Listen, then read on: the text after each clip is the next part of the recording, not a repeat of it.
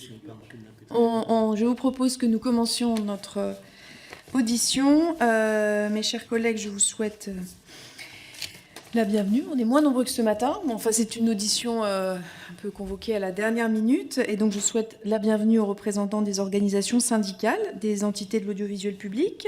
Alors, avec Monsieur Renaud Bernard, délégué syndical et coordonnateur de groupe France Télévisions pour Force Ouvrière. Bonjour. Monsieur Renaud Dalmar, délégué syndical central pour la CFDT de Radio France. Monsieur Soufiane Erami, délégué syndical pour la CFTC à France Média Monde. Et Madame Soraya Morvan-Smith, secrétaire générale pour le SNJ-CGT à France Média Monde aussi. Donc d'abord, je tiens à vous remercier très chaleureusement et sincèrement pour vous être rendu disponible. C'est vrai qu'on a convoqué cette audition sur proposition d'ailleurs de nos collègues de la LFI, et on l'a fait dans le cadre extrêmement contraint de la mise en place de cette commission spéciale qui a été installée il y a 2 jours, qui aura une durée de vie assez brève, puisque le texte sur lequel nous sommes appelés à nous prononcer sur le fond passera dans l'hémicycle le 19 novembre. Donc c'est vraiment très, très, très, très resserré.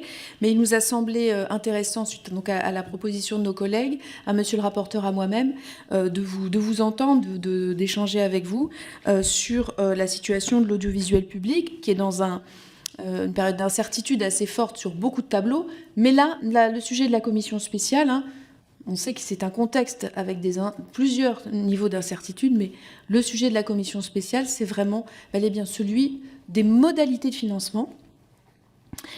Et nous souhaitions pouvoir vous entendre sur cette question.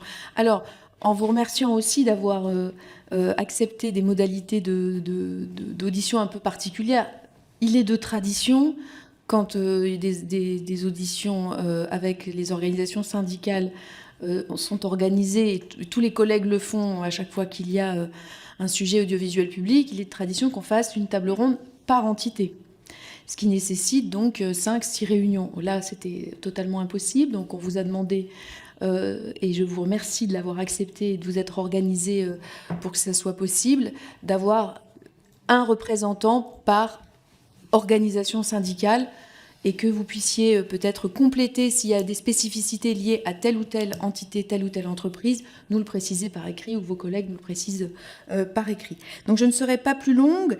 Donc nous sommes dans cette commission assez nombreux et nombreux à soutenir de manière très, très forte notre audiovisuel public, à vouloir le préserver, le renforcer. Là, il s'agit bien de le renforcer ou de le préserver, plutôt d'ailleurs, avec une proposition de loi organique pour mettre fin à cette incertitude sur les modalités de financement. Je me permettrai aussi, avant de vous céder la parole, de vous remercier, et à travers vous, l'ensemble des personnels qui agissent au quotidien pour la qualité du service public de l'audiovisuel, qui est reconnu très largement dans notre pays. Les Françaises et les Français lui font confiance.